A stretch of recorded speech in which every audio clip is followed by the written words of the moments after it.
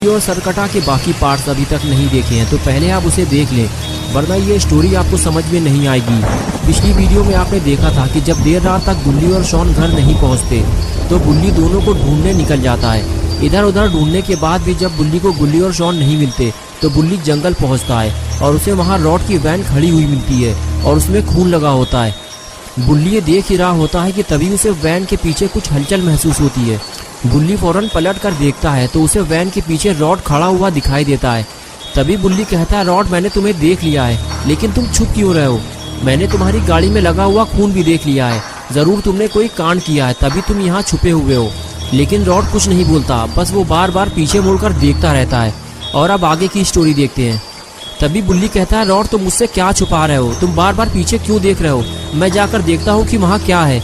ये कहकर बुल्ली आगे जाने लगता है, लेकिन रॉड बुल्ली को आगे जाने से रोक देता है और कहता है कि तुम्हारे मतलब का यहाँ कुछ भी नहीं है बुल्ली, तुम वापस घर चले जाओ। बुल्ली कहता है, रॉड मैं गुल्ली और शॉन को ढूंढ रहा हूँ, वो 8 बजे घर से निकले थे और अब तक घर वापस नहीं पहुँचे और अब मुझे तुम पे शक होने लगा है, कहीं तुमने तो उन्हें कोई नुकसान नहीं पहुँचाया।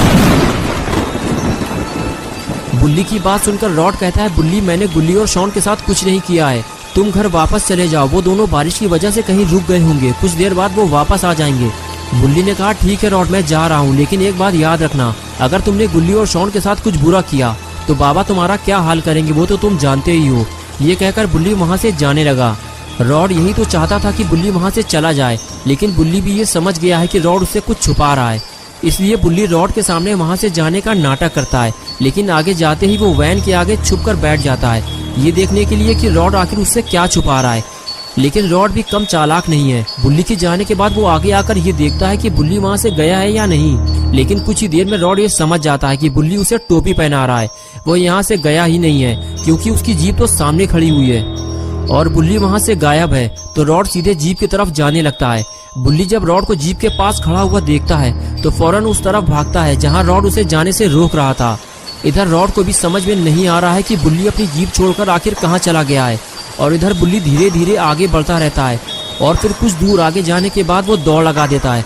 बुल्ली के कदमों की ये आवाज़ रॉड सुन लेता है और बुल्ली को रोकने के लिए फौरन उसके पीछे भागता है, कहीं बुल्ली ने वो सब देख लिया तो रॉड के लिए मुसीबत खड़ी हो जाएगी। रॉड बुल्ली को रोक पाता उससे पहले ही बुल्ली उस जगह पहुँच गया जहाँ बुल्ली के सामने एक बूढ़ा आदमी जमीन पे पड़ा हुआ था। बुल्ली देखते ही समझ गया कि ये रॉड का काम है और शायद इसीलिए रॉड उसे यहाँ आने से रोक रहा था। लेकिन ये आदमी है कौन और इसे रॉड ने क्यों मारा है? पास जाकर पता करना होगा कि ये आदमी जिंदा भी है या मर चुका है। यही सोचकर बुल्ली आगे आता है और झंडू अंकल को चेक करता है। बुल्ली